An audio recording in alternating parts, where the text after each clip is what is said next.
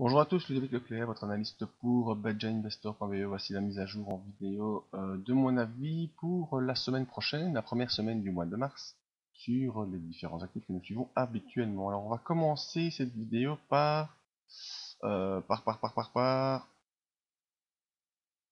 allez, le CAC 40. Le CAC 40, eh bien, toujours haussier cette semaine, a été toujours haussière, il n'y a pas eu de souci. Si vous avez pris des positions long terme, vous êtes toujours bien installé depuis le démarrage qu'on avait donc vu ici, ce démarrage du 10 février.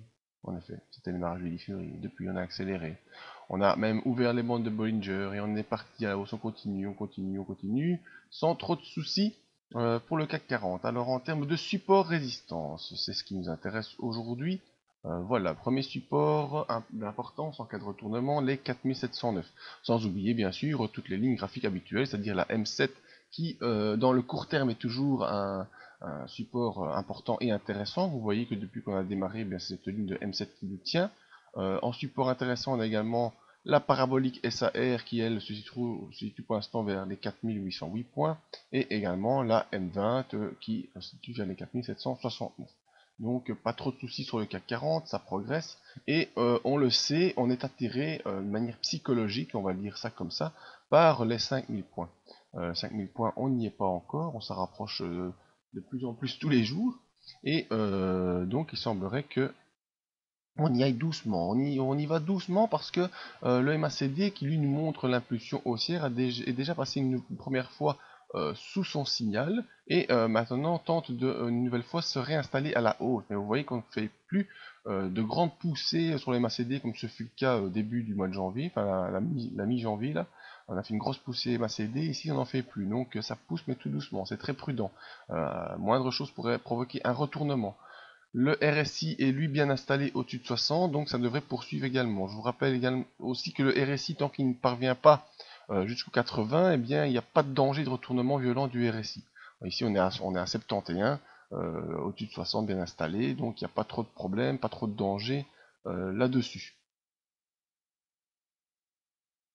Alors, on va prendre une unité un peu plus faible pour voir ce qui se passe. Donc, on voit qu'à la fin, ce vendredi, donc j'ai pris une unité 4 heures. Ce vendredi, dernier jour de la semaine, on a fait une accélération en début de journée et puis on a entamé un début de consolidation. Pourquoi? Parce que les États-Unis, vous allez voir dans l'autre vidéo, c'est pas vraiment une aussi belle configuration que sur le CAC 40. Hein.